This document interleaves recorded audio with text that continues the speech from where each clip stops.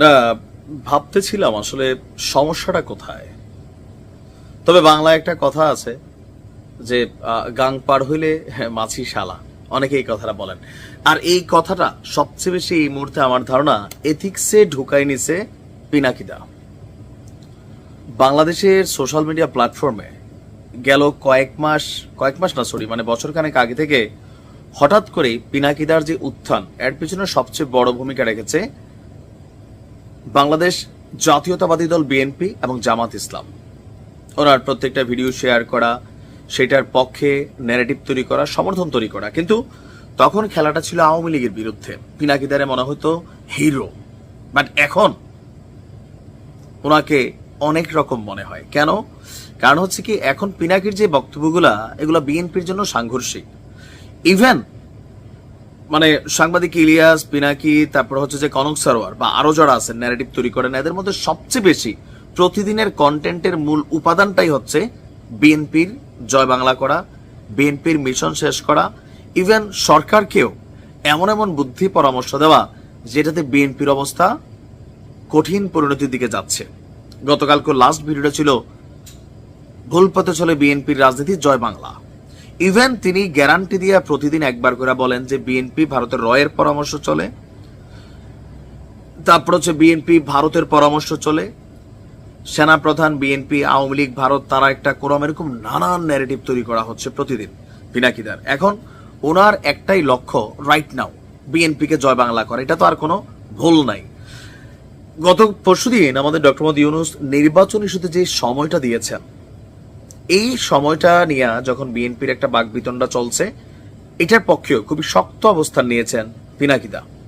তো তিনি আপনার গতকালকে একটা বুদ্ধি দিয়েছেন ডক্টর মোহাম্মদ ইউনূসকে বা সরকারকে, এমনকি তিনি নিজে তার ভিডিওতে বলছেন তিনি যে বিষয়গুলো ন্যারেটিভ হিসেবে দাঁড় করাইছেন ডক্টর ইউনূসের ওই দিনের জাতির উদ্দেশ্যে দেওয়া ভাষণে, ওই সিরিজের বা ওই যে ভিডিওগুলোর একটা ন্যারেটিভই ডক্টর মোহাম্মদ ইউনূস তিনি বলছেন, মানে দুজনেরই চিন্তা ভাবনা সেম, যদি হয় বন্ধুর মন আর কি। যাই হোক, এখন প্রধান উপদেষ্টা ডক্টর মোহাম্মদ ইউনূসকে তিনি একটা পরামর্শ দিচ্ছেন। বিষয়টা হচ্ছে এরকম যে বিএনপি যদি এপ্রিলে নির্বাচনে রাজি না হয়, তাহলে ডক্টর মোহাম্মদ ইউনূস একটা কাজ করতে পারে। কাজটা কি?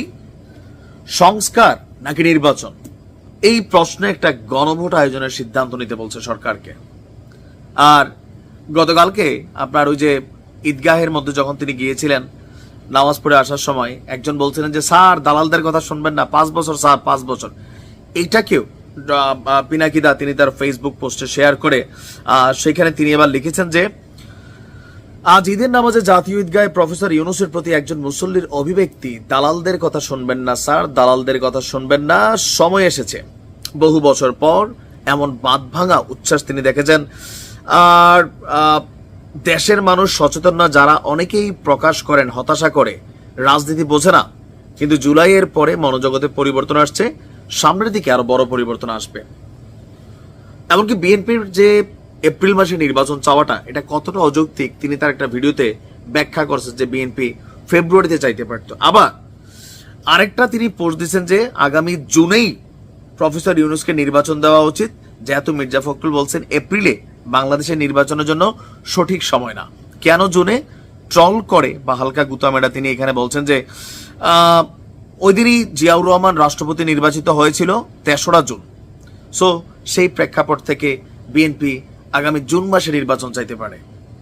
বা টোটাল আয়োজন প্রতিনিয়ত রুমিন ফারহানা থেকে শুরু করে বিএনপির তারেক রহমান থেকে শুরু করে প্রত্যেককে যারা আছেন একদম টপ লাইনের, নানানভাবে তিনি কিন্তু প্রত্যেককে নিয়েই বক্তব্য দিচ্ছেন বিএনপির বিরুদ্ধে।